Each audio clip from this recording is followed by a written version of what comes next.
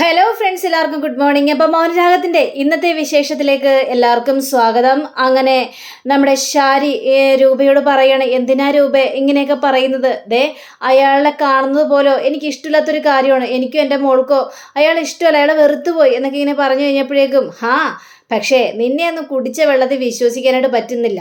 നീയൊക്കെ അങ്ങനെയൊക്കെ പെരുമാറുന്നുണ്ടെങ്കിലും നിന്നെയൊക്കെ വിശ്വസിക്കാനായിട്ട് കഴിയില്ല എന്ന രീതിയിൽ സംസാരിക്കുകയാണ്. അപ്പോൾ നമ്മുടെ CS അവിടെ സംസാരിക്കുകയാണ്, അല്ലെങ്കിലും അവനെ നല്ല തക്ക ശിക്ഷ തന്നെ കിട്ടണം. എൻ്റെ കല്യാണി മോളെയാണ് അവൻ ഉപദ്രവിച്ചിരിക്കുന്നത്.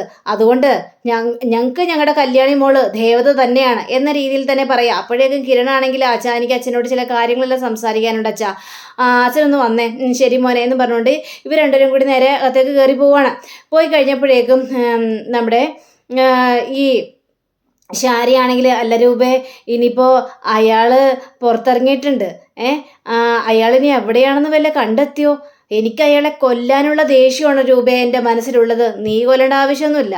കിരണോ അല്ലെങ്കിൽ ബാക്കിയുള്ളവരൊക്കെ അവൻ അന്വേഷിച്ച് പോയിക്കോളും. അതുകൊണ്ട് തന്നെ അവൻ്റെ അന്ത്യം അവരുടെ കൈ കൊണ്ട് തന്നെ ആയിരിക്കും. നീ മനസ്സിൽ കുറിച്ചു കിട്ടോ ഷാരി എന്നിങ്ങനെ രൂപ പറയുക. അപ്പം രൂപയുടെ വർത്തനം കേട്ടപ്പോഴേക്കും ഷാരിക്ക് കുറച്ച് പേടിയൊക്കെ ഉണ്ട്.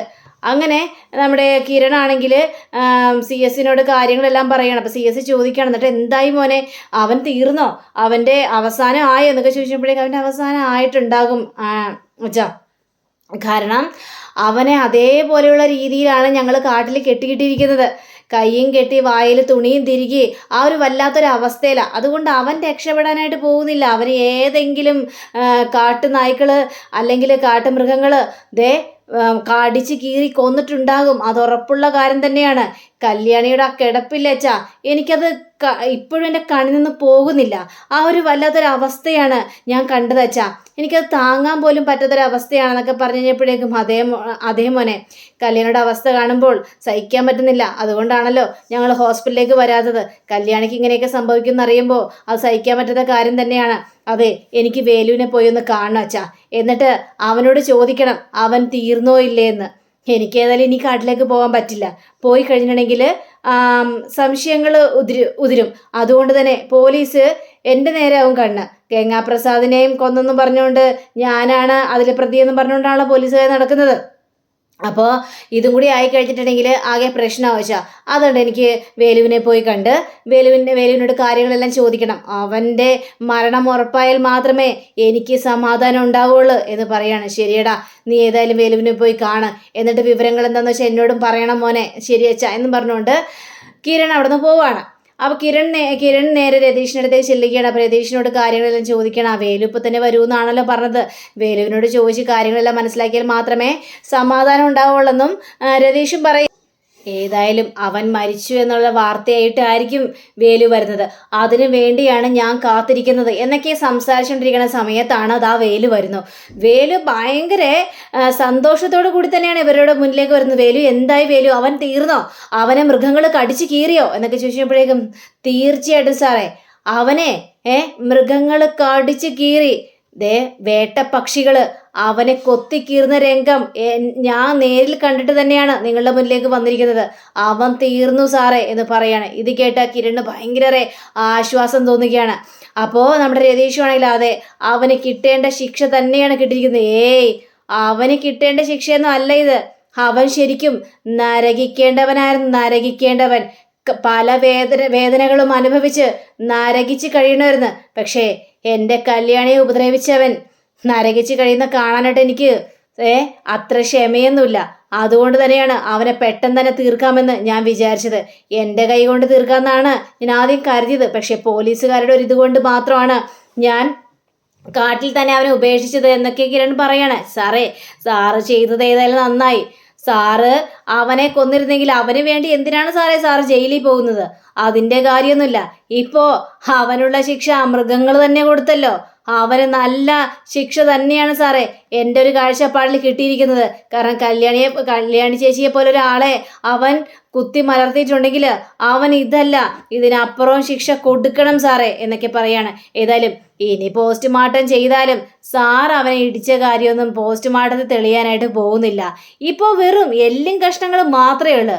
മാംസ കഷ്ണങ്ങളെല്ലാം ഈ പക്ഷികളും മൃഗങ്ങളും ഒക്കെ തിന്ന് മുടിപ്പിച്ചു സാറേ എന്നൊക്കെ വേലു ഭയങ്കര ഒരു ആകാംക്ഷയോട് കൂടി തന്നെയാണ് ഈ കാര്യങ്ങളെല്ലാം പറയുന്നത്. ഏതായാലും നന്നായി വേലു, അവൻ തീർന്നു എന്ന് മനസ്സിലായല്ലോ. ഇനി ഫോറൻസിക്കിൻ്റെ കാര്യങ്ങളൊക്കെ വരുമെന്നൊക്കെ എനിക്ക് തോന്നുന്നു സാറേ. ഞങ്ങളുടെ കാട്ടിലെ ആചാരം വെച്ച് എങ്ങനെയാണെന്ന് അറിയാമോ സാറേ? കാട്ടിൽ ആരെങ്കിലുമൊക്കെ മരിച്ചു കഴിഞ്ഞിട്ടുണ്ടെങ്കിൽ ഞങ്ങൾക്ക് അവരെക്കുറിച്ചോ ആലോചിച്ച് ഭയങ്കര സങ്കടമാണ്. ഇവർക്ക് ഇങ്ങനൊരു വിധി വന്നല്ലോ എന്നൊക്കെ ആലോചിച്ച് ഞങ്ങളുടെ മനസ്സ് ഒരുപാട് വേദനിക്കുമായിരുന്നു. അങ്ങനെ ഞങ്ങൾ അവരുടെ കുറച്ച് ഇതൊക്കെ കൊണ്ടുപോയി അവർക്ക് വേണ്ടിയുള്ള പൂജകളെല്ലാം കഴിച്ച് അവർക്ക് വേണ്ടി വലിയൊരു പ്രാർത്ഥന തന്നെ കാട്ടിൽ നടത്തും സാറേ. പക്ഷേ ഇവൻ മരിച്ചു കിടക്കുന്ന ആ രംഗം കണ്ടിട്ട് പോലുമില്ലേ ഞങ്ങൾക്ക് മനസ്സിൽ ഒരു അലിവും തോന്നില്ല. അവന് വേണ്ടി ഒരു കാര്യവും ചെയ്യാൻ പോകുന്നില്ല സാറേ. രാത്രി അവന് വേണ്ടി കാവല് കെട്ടി കിടക്കുകയായിരുന്നു ഞങ്ങള്, തീപ്പന്തവും വെച്ചുകൊണ്ട്. കാരണം അവൻ രക്ഷപ്പെടുന്നുണ്ടോ ഇല്ലേ എന്നൊക്കെ അറിയണമല്ലോ. അതുകൊണ്ട് ചുറ്റുപാട് ഞാൻ ആൾക്കാരെ നിർത്തിയിട്ടുണ്ടായിരുന്നു സാറേ. അതുകൊണ്ട് എന്താ അവനെ രക്ഷപ്പെടാനായിട്ട് സാധിച്ചോ? പിന്നെ തീ കണ്ടു കഴിഞ്ഞിട്ടുണ്ടെങ്കിൽ പോലീസുകാരും വരാനായിട്ട് പോകുന്നില്ല. ഇടയ്ക്കിടയ്ക്കൊക്കെ കാട്ടിൽ തീ പിടിക്കുന്ന സംഭവം ഉണ്ടല്ലോ. അപ്പം അങ്ങനെയാണെന്നേ കരുതുള്ളൂ സാറേ എന്നിങ്ങനെ വേലു പറയാണ്. ഏതായാലും വേലു സമാധാനമായി, കാര്യങ്ങളെല്ലാം നല്ല രീതിയിൽ തന്നെ നടന്നല്ലോ. എനിക്ക് ഇനി ഈ സംഭവം കല്യാണിയോട് പറയണം. കല്യാണിയോട് ഈ സംഭവം പറഞ്ഞു കഴിഞ്ഞാൽ അവൾ സന്തോഷം കൊണ്ട് മതിമറക്കും. ഏറ്റവും കൂടുതൽ സന്തോഷിക്കാനായിട്ട് പോകുന്നത് അവൾ തന്നെ ആയിരിക്കും എന്ന് പറയാ. ശരി സാറേ, എനിക്കിനി അധികം നേരം ഇവിടെ നിൽക്കാനായിട്ട് കഴിയില്ല. കാരണം കാട്ടിൽ പോലീസുകാർ വരുമ്പോൾ ഞാൻ അവിടെ ഉണ്ടായിരിക്കണം. ഞാൻ പുറത്താണെന്ന് അറിഞ്ഞു കഴിഞ്ഞാൽ അവരെന്നെ സംശയിക്കും, എൻ്റെ പിന്നാലെ വരികയും ചെയ്യും. അത് കൂടുതൽ ആപത്തിലേക്ക് നയിക്കുകയും ചെയ്യും സാറേ. അതുകൊണ്ട് ഞാൻ എത്രയും പെട്ടെന്ന് അങ്ങോട്ട് പൊയ്ക്കോട്ടെ. ശരി വേലു, നീ പൊയ്ക്കോ എന്ന് പറഞ്ഞുകൊണ്ട് വേലുവിനെ പറഞ്ഞയക്കുകയാണ് ഇവരെല്ലാവരും കൂടി. അങ്ങനെ നമ്മുടെ കിരണാണെങ്കിൽ ഞാൻ ഏതായാലും കല്യാണിയെ കണ്ടിട്ട് വരട്ടെ രതീഷേ. ശരി, ഏതായാലും സരീവിൻ്റെ സ്വഭാവത്തിൽ നല്ല മാറ്റമൊക്കെ ഉണ്ട്, അത് തന്നെ വളരെ ആശ്വാസമാണ്. അപ്പം രതീഷിന് എന്തൊക്കെയോ സംശയമാണ്. പിന്നെ അവളുടെ സ്വഭാവത്തിൽ ഒരു മാറ്റവും ഇല്ലെന്ന് രതീഷിന് അറിയാം. പക്ഷേ ഇവരോടൊന്നും പറഞ്ഞാൽ വിശ്വസിക്കില്ല. കാരണം സരയെ അതേപോലെയാണല്ലോ കിടന്ന് അഭിനയിച്ച് കൂട്ടുന്നത്. അതുകൊണ്ട് രതീഷ് അതിൽ കൂടുതലൊന്നും പറയാനും പോയില്ല. അങ്ങനെ കിരൺ നേരെ കല്യാണം എടുത്ത് ചെല്ലുകയാണ്. അപ്പോൾ കല്യാണി കണ്ണൊക്കെ തുറന്നിങ്ങനെ ഒരു ആശ്വാസത്തോടെ കിടക്കുകയാണ്.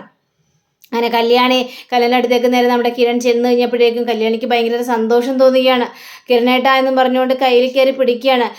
കിരണേട്ട എവിടെ, കിരണേട്ട കല്ലുമോനെ എവിടെ കിരണേട്ട എന്ന് ചോദിക്കുമ്പോൾ അത് പിന്നെ കല്യാണി ഈ ഒരു സംഭവം നടന്നപ്പോഴേ ഞാൻ മോനെ അച്ഛൻ്റെ അടുത്തേക്ക് കൊണ്ടുപോകാനാ പറഞ്ഞത് എന്ന് പറയുകയാണ്. അതേതായാലും നന്നായി കിരണേട്ട. എന്താ നിനക്ക് കല്ലുമോനെ കാണണോ? ഏയ് വേണ്ട കിരണേട്ട, എനിക്കിപ്പോൾ കുഴപ്പമൊന്നുമില്ലല്ലോ, എനിക്ക് കല്ലുമോനെ കാണേണ്ട ആവശ്യമൊന്നുമില്ല, ഇപ്പോൾ ഒന്നുമില്ലെന്ന് അറിഞ്ഞല്ലോ കിരണേട്ട എന്നിങ്ങനെ പറയാണ്. എന്നാലും കല്യാണി നിന്നോടൊരു കാര്യം പറയാൻ വേണ്ടി തന്നെയാണ് ഞാൻ ഇങ്ങോട്ട് വന്നത്. അവനില്ലേ അബേകാസുരൻ, അവൻ തീർന്നു കല്യാണി, അവനെ ഞങ്ങൾ തീർത്തു. കാട്ടിൽ കൊണ്ടേ കെട്ടിപ്പൂട്ടിയിട്ടിരുന്നു. എന്നിട്ട് ഏതോ ത്രിസന്ധ്യ സമയത്ത് അല്ലെങ്കിൽ പാതിരാത്രിയെ ഏതോ സമയത്താന്ന് തോന്നണ് മൃഗങ്ങളെല്ലാം അവനെ കാടിച്ച് കീറി നശിപ്പിച്ച് കൊന്നു കളഞ്ഞു.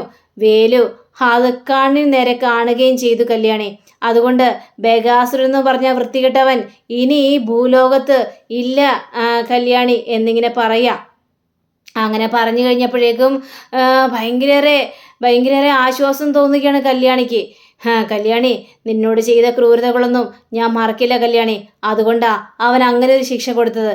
നീ ഒരുപാട് സംസാരിക്കണ്ട. ഞാൻ ഏതായാലും അച്ഛനോട് ഈ കാര്യങ്ങളെല്ലാം പറയണം. അധികം താമസിയാതെ ന്യൂസ് വരിക തന്നെ ചെയ്യും.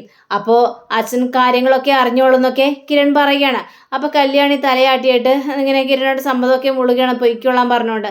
അങ്ങനെ കിരൺ അവിടെ നിന്ന് പോവുകയാണ്. പിന്നീട് കാണിക്കുന്നത് നമ്മുടെ രൂപയാണ്. അപ്പോൾ രൂപയാണെങ്കിൽ എന്തൊക്കെ ഇങ്ങനെ ചെയ്തുകൊണ്ടിരിക്കുക. ആ സമയത്ത് പെട്ടെന്ന് CS ഓടി വന്നിട്ട് രൂപേ എവിടെ, ആ റിമോട്ട് എവിടെ കൊണ്ട് വെച്ചു, TV-യുടെ റിമോട്ട് എവിടെ എന്നൊക്കെ ചോദിച്ചപ്പോഴേക്കും എന്താ സിനേട്ടാ എന്ത് പറ്റിയെന്നൊക്കെ ചോദിച്ചപ്പോഴേക്കും അതൊക്കെ ഉണ്ട്, ആ റിമോട്ട് ഇങ്ങോട്ട് തന്നേന്ന് പറഞ്ഞുകൊണ്ട് റിമോട്ടിൽ വെച്ച് TV വെക്കുക.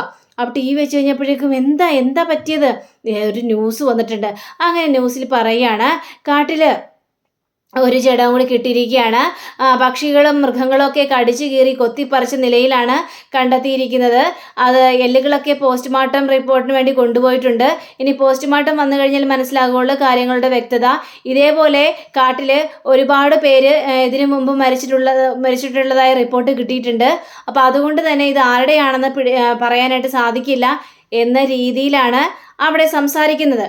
അപ്പോൾ അങ്ങനെ സംസാരിച്ച് കഴിഞ്ഞപ്പോഴേക്കും പെട്ടെന്ന് ഫോൺ TV ഓഫാക്കുകയാണ്. രൂപയെ സംശയിക്കേണ്ട, ഇത് അവൻ തന്നെയാണ്, രാഹുൽ. അവൻ ഇനി ഈ ഭൂലോകത്തില്ല രൂപേ. ഇനി അവനെക്കുറിച്ച് ഓർത്തൊന്നും ആരും ടെൻഷൻ അടിക്കണ്ട എന്നിങ്ങനെ പറയുകയാണ്. ഇതൊക്കെ കേട്ട് കഴിഞ്ഞപ്പോഴേക്കും ആണല്ലേ, അവൻ മരിച്ചല്ലേ, മരിക്കട്ടെ, പക്ഷേ അവന് കിട്ടേണ്ട ശിക്ഷ തന്നെ കിട്ടിയിട്ടുണ്ട്. അതുകൊണ്ട് തന്നെ മനസ്സിന് വല്ലാത്തൊരു ആശ്വാസം. ഇനിയും ഉണ്ടല്ലോ രൂപേ അവനെ പോലൊരുത്തവൻ, ആ വിക്രം. അതൊക്കെ കൊണ്ട് തന്നെ കൂടുതൽ സൂക്ഷിക്കേണ്ടതുണ്ടെന്നൊക്കെ പറയാ. അപ്പോഴാണ് ശാരി അങ്ങോട്ട് വരുന്നത്. അപ്പം ശാരിയെ കണ്ടു കഴിഞ്ഞപ്പോഴേക്കും, അതെ ശാരി, നിന്നെ രാഹുൽ വിളിച്ചായിരുന്നോ? ഇല്ല. അല്ല, വിളിച്ചാലും ഞാൻ എടുക്കാനായിട്ട് പോകുന്നില്ല. അപ്പോൾ രൂപ, അതിന് ഏത് നമ്പറിൽ നിന്നാണ് അവൻ വിളിക്കാൻ പോകുന്നതെന്ന് ആർക്കറിയാം? ഏത് നമ്പറിൽ നിന്ന് വിളിച്ചാലും രൂപയെ ഞാൻ എടുക്കാനായിട്ട് പോകുന്നില്ല. ശരി, ആയിക്കോട്ടെ. പക്ഷേ അവന് വേണ്ടിയുള്ള തിരച്ചിലുകളെല്ലാം ഞങ്ങൾ നടത്തുന്നുണ്ട്. പോലീസും അതേപോലെ തന്നെ. അധികം താമസിയാതെ അവനെ പിടികൂടും. അവന് വേണ്ട ശിക്ഷകളെല്ലാം കൊടുക്കുകയും ചെയ്യും. പിന്നെ ശരി, ഇന്ന് സദ്യ ഉണ്ടാക്കണേ. എനിക്ക് സദ്യ കഴിക്കാനുള്ളൊരു മൂഡ്. എന്തെങ്കിലും വിശേഷമുണ്ടോ? വിശേഷം ഉണ്ടായാൽ മാത്രം സദ്യ കഴിക്കാൻ പാടുന്നുണ്ടോ? നോൺ വെജ് ഒന്നും വേണ്ട. സദ്യ മാത്രം മതി.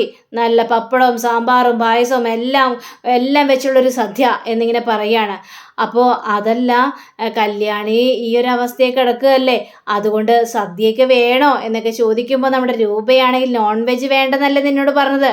സദ്യ കഴിക്കുന്നത് കൊണ്ട് യാതൊരു കുഴപ്പമില്ല, നീയേ പോയി സദ്യ ഉണ്ടാക്കാൻ നോക്ക്. ഇത് കേട്ട ശാരി ഒന്ന് ഞെട്ടുകയാണ്. പക്ഷെ എൻ്റെ ദൈവമേ, ഇനി സദ്യ ഉണ്ടാകുന്നൊക്കെ പറഞ്ഞു കഴിഞ്ഞിട്ടുണ്ടെങ്കിൽ 8 കൂട്ടം കറി വേണം സദ്യക്ക്. യാമിനിയാണെങ്കിൽ ഇല്ലേ താനും. ഇതല്ല ഇനിയിപ്പം ഞാൻ ചെയ്യണം എന്ന് മനസ്സിൽ ചിന്തിച്ചുകൊണ്ട് നേരെ അങ്ങോട്ട് പോവാണ്. അങ്ങനെ കിരൺ CS-ൻ്റെ അടുത്തേക്ക് എത്തുകയാണ്. CS-ൻ്റെ അടുത്ത് കാര്യങ്ങളെല്ലാം ചോദിച്ചു കഴിഞ്ഞപ്പോഴേക്കും മനേതായാലും നന്നായി, ഇനി അവനെ കൊണ്ടുള്ള ശല്യമില്ലല്ലോ. പക്ഷേ വേറൊരു കാര്യവും കൂടിയുണ്ട്. ആ വിക്രം ഇറങ്ങിക്കഴിഞ്ഞാൽ ആകെ പ്രശ്നമാവില്ലേ? അവനെ ഇറങ്ങട്ടെ അച്ഛാ. അവനും ഇതേ ഗതി തന്നെയായിരിക്കും വരാനായിട്ട് പോകുന്നത്. കല്യാണിയെ തകർക്കാൻ വേണ്ടി ആര് ശ്രമിച്ചാലും അവരെയൊന്നും ഞാൻ വെറുതെ വിടില്ല അച്ഛാ. പിന്നെ കല്യാണിക്കാണെന്ന് പറഞ്ഞിട്ടുണ്ടെങ്കിൽ കല്യാണിയോടാണ് കൂടുതൽ ശത്രുത. അതേപോലെ തന്നെ അച്ഛനോടും ശത്രുത ഉണ്ടായിരുന്നു ആ രാഹുലിന്. ഇപ്പോൾ അവൻ്റെ അവസാനം തീർന്നു. ഈ വാർത്ത അറിയുമ്പോൾ സരയുവിനൊക്കെ സന്തോഷമേ തോന്നുള്ളൂ. പക്ഷേ അവരോടൊന്നും ഈ വാർത്തകൾ പറയാനായിട്ട് പറ്റില്ലല്ലോ അച്ഛാ. ഈ ശരിക്കും പറഞ്ഞ രാഹുലിന് ഇത്രയും ദേഷ്യം കാരണം അച്ഛനും കല്യാണിയും കാരണമാണ് അവൻ്റെ ജീവിതം തകരാനുള്ള കാരണം. അതൊരു കണക്കിന് പറഞ്ഞാൽ ശരി തന്നെയാണ്. കല്യാണി വന്നതിൽ പിന്നെയാണല്ലോ സരയുവിന് എന്നെ നഷ്ടപ്പെട്ടത്. അവൾ എന്നെ ഒരുപാട് സ്നേഹിച്ചതാണ്. പക്ഷേ അവൾ ആ ഒരു സ്വഭാവം കൊണ്ടാണ് ഞാൻ അവളിൽ നിന്ന് അകന്നു പോയത് അച്ഛാ. പക്ഷേ ഇപ്പോൾ അതെല്ലാം മാറിക്കഴിഞ്ഞിരിക്കുന്നു അച്ഛാ. അവളുടെ സ്വഭാവം നന്നായി, എന്നാലൊരു ആ ഒരു രീതിയിൽ അവൾക്ക് കല്യാണിയോട് വലിയ ഇഷ്ടമൊന്നുമില്ല എന്നിങ്ങനെ പറയുകയാണ്. അപ്പോൾ ഇതൊക്കെ കേട്ടുകഴിഞ്ഞപ്പോഴേക്കും മോനെ എന്തൊക്കെ പറഞ്ഞാലും കല്യാണി നമ്മുടെ ജീവിതത്തിലേക്ക് വന്നതിന് ശേഷമാണ് എന്നിട്ടുള്ള പ്രശ്നങ്ങളെല്ലാം മാറിയത്. നമുക്കൊരു കുടുംബജീവിതം കിട്ടിയത്, എനിക്ക് എൻ്റെ രൂപയെ കിട്ടിയത്. വീണ്ടും നമുക്ക് നല്ലൊരു കുടുംബജീവിതം നയിക്കാനായിട്ട് സാധിച്ചത് കല്യാണി എന്ന് പറഞ്ഞ മഹാലാക വന്നതുകൊണ്ട് മാത്രമാണ് മോനെ. അതുകൊണ്ട് കല്യാണിയെ അങ്ങനെ ഒരിക്കലും നമുക്ക് തള്ളിക്കളയാനായിട്ട് പറ്റില്ല. അവളെ കുറ്റപ്പെടുത്താനും പറ്റില്ല. അവള് നമുക്ക് തന്ന നിധിയാണ് ദൈവം എന്നൊക്കെ ഇങ്ങനെ കിരണിനോട് പറയാണ്. അതെ അച്ഛാ, അവള് നമുക്ക് നിധി തന്നെയാണ്. ആ നിധിയെ തൊട്ട് കളിച്ചതാണ് രാഹുൽ. ഇപ്പോൾ അവൻ്റെ അന്ത്യം കണ്ടില്ല അച്ഛാ. ഇതൊക്കെ തന്നെയാണ് ബാക്കിയുള്ളവർക്ക് സംഭവിക്കാനായിട്ട് പോകുന്നത്. വിക്രം ഇറങ്ങി വരട്ടെ, അവൻ്റെ സ്വഭാവം എന്തൊക്കെയാണെന്ന് ഞാൻ നോക്കട്ടെ. അവൻ്റെ സ്വഭാവം അതേ രീതിയിൽ തന്നെയാണ് മുന്നോട്ട് പോകുന്നതെങ്കിൽ ഈ ഗംഗാപ്രസാദിനും രാഹുലിനും സംഭവിച്ചതുപോലെ തന്നെ വിക്രമിനും സംഭവിക്കും. അവൻ പിന്നീട് ഈ ഭൂമിയിൽ ഉണ്ടാകില്ലച്ചാ എന്നൊക്കെ ഇങ്ങനെ കിരൺ നല്ല രീതിയിൽ തന്നെ ഇങ്ങനെ സംസാരിക്കുകയാണ്. അങ്ങനെ ആ ഒരു ന്യൂസൊക്കെ വന്ന് അവിടെ കുതിച്ചുയർന്ന് കത്തി കയറിയിരിക്കുകയാണ്. ഇനി അത് നമ്മുടെ സരയു അറിഞ്ഞു കഴിഞ്ഞാൽ എന്തായിരിക്കും സംഭവിക്കാനായിട്ട് പോകുന്നത്? ഇനി പോലീസുകാർ പിന്നാലെയുണ്ട്. എന്നുവെച്ചാൽ ഗംഗാപ്രസാദിൻ്റെ മരണം കണ്ടെത്തണം. ഇനിയിപ്പോൾ ഈ പോസ്റ്റ്മോർട്ടം റിപ്പോർട്ടിൽ നമ്മുടെ ഈ കിരണാണെങ്കിൽ രാഹുലിനെ ഇടിച്ച് ചമ്മന്തിയാക്കിയിട്ടുണ്ടല്ലോ. അപ്പോൾ ആ ഇടിയുടെ ആഘാതം ആ എല്ലിൽ വല്ലതും പതിഞ്ഞിട്ടുണ്ടെങ്കിൽ ചിലപ്പോൾ പോസ്റ്റ്മോർട്ടത്തിൽ അത് തെളിയുകയും ചെയ്യും.